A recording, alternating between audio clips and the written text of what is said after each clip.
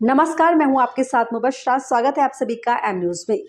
गौतम बुद्ध नगर के आसफपुर ग्राम के प्रधान रेणु चौधरी और उनके पति सुदेश प्रधान, जो कि प्रतिनिधि के तौर पर कार्यरत हैं, मृदुभाषी और शालीन व्यक्तित्व के स्वामी सुदेश, जो अपने गांव का विकास करके जनता के दिलों में बस गए। जनता ने सुदेश को पलकों पर बैठाया है।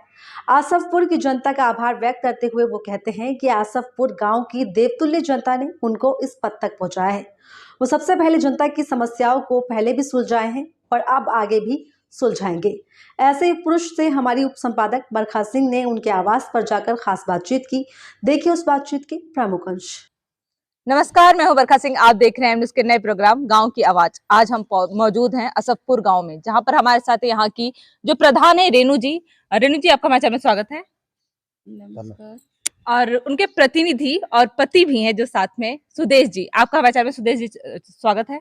आपका बहुत बहुत धन्यवाद, आपका बहुत बहुत आभार जो आप हमारे गांव में, छोटे से गांव में इतने दूर से चल के आए। बहुत बहुत धन्यवाद आपका। सुदेश जी, ये बताएगा कि आपका ये तीसरा कार्यकाल, आपके परिवार में ये तीसरा कार्यकाल चल रहा है प्रधानी का, तो आपने अब तक में विकास के क्षेत्र में क्या क्या कार्य किए हैं? विकास के क्षेत्र में मेरे गांव में कहीं भी कोई रास्ता बगैर आरसीसी के नहीं है। मेरे पूरे गांव में आरसीसी की रोड, सामुदायिक भवन मेरे गांव में, गरीबों को ब्याह शादी के लिए बाहर न जाना पड़े। गांव में भव्य इमारत बनवाई है। मेरे गांव में माध्यमिक विद्यालय बन गया। मेरे गांव में पंचायत घर बहुत ऐसा, मुझे इनाम मिला है पंचायत घर का। जो देखा लोगों ने कहा ऐसी ऑफिस होनी चाहिए जो डीएम की ऑफिस है, ऐसी मेरी ऑफिस है प्रधानी की। तो और जैसे यहाँ पर आवास कितने आए हैं? आवास तो अब के 8 आए हैं 2 साल में। 2 साल में मात्र 8 आवास मिले हैं। तो वो पूरे बन चुके हैं? हाँ, बन चुके हैं, 8 आवास बन चुके हैं। और शौचालय?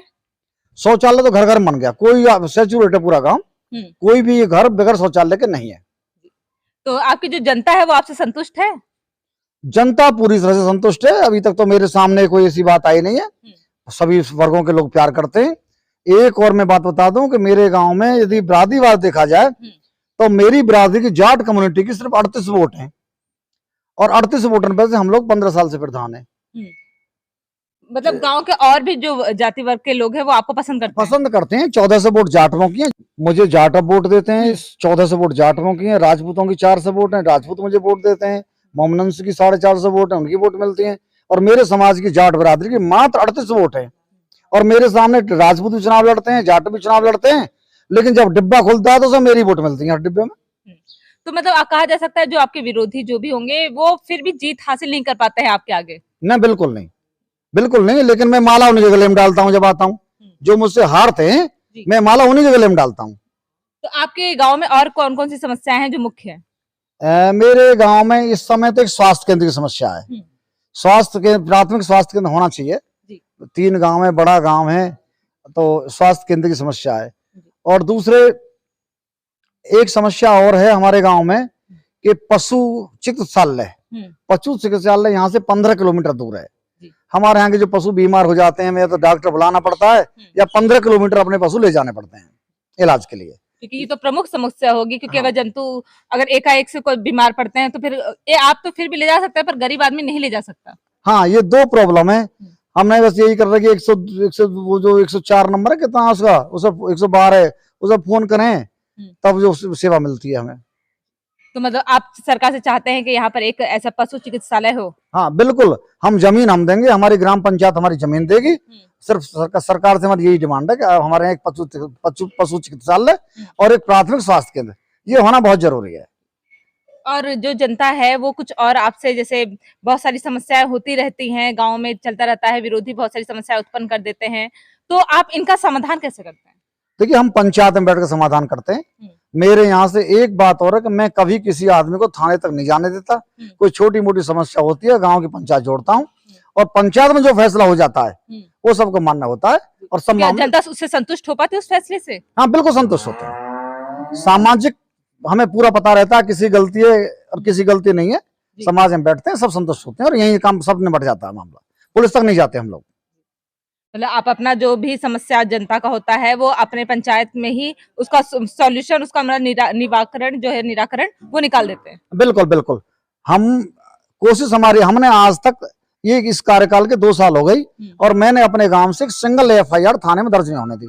सिंगल एफआईआर, जो भी मामला को चौकी तक पहुंच भी गया तो वहां जाके पंचायत करी और उनको समझाया बुझाया और जिसकी गलती है उसको धमकाया, उसको दंड दिया हल्का पतला और अपना घर ले आए। पंचायत का फैसला लोग मानते हैं, सम्मान देते हैं, मतलब हम सम्मान देते हैं, पूरा मानते हैं। तो 3 साल जो अब आपके बच्चे हुए हैं इस पंचवर्षीय योजना के, तो आपने कुछ सोच के रखा है, कोई रूपरेखा तैयार की है? हाँ हाँ बिल्कुल, रूपरेखा हमने तैयार कर रखी है।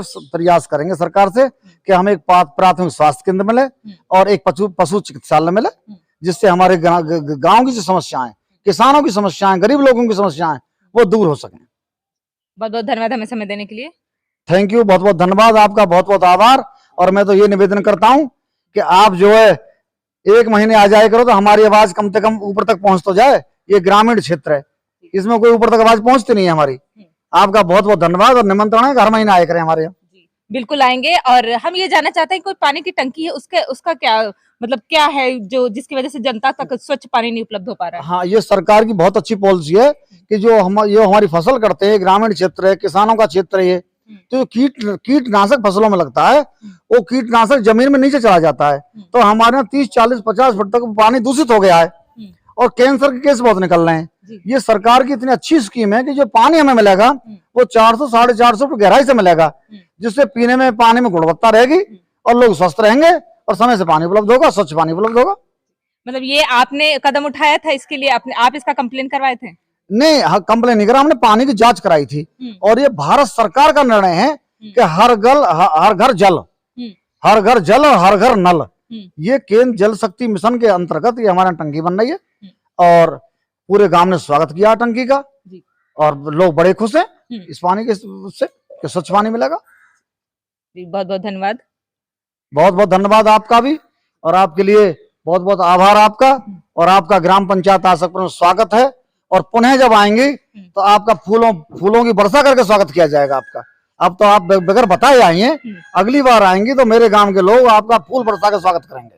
फूल बरसाने की जरूरत नहीं है, बस गांव अच्छा हो, हम उतने में भी संतुष्ट हैं। थैंक यू, धन्यवाद। सुदेश के परिवार में 15 साल से प्रधानी है, कभी भाई तो कभी पत्नी इस पद की गरिमा बढ़ाते रहे हैं, पर कार्य सुदेश स्वयं ही देखते हैं। जनता के प्यार और आशीर्वाद को महत्व देते हुए सुदेश कहते हैं कि उन्होंने अपने इस कार्यकाल के 2 साल में बहुत काम करा है और 3 साल के कार्यों को सोचकर भी रखा हुआ है कि अगला कदम क्या उठाना है। जनता उनसे किसी भी वक्त सीधे मिल सकती है, तो अब देखना ये होगा कि आगे के 3 सालों में आसफपुर में सुदेश के नेतृत्व में कितना विकास हो पाता है। फिलहाल इस रिपोर्ट में इतना ही। बने हमारे साथ, नमस्कार। एन न्यूज़ साउथ सच का।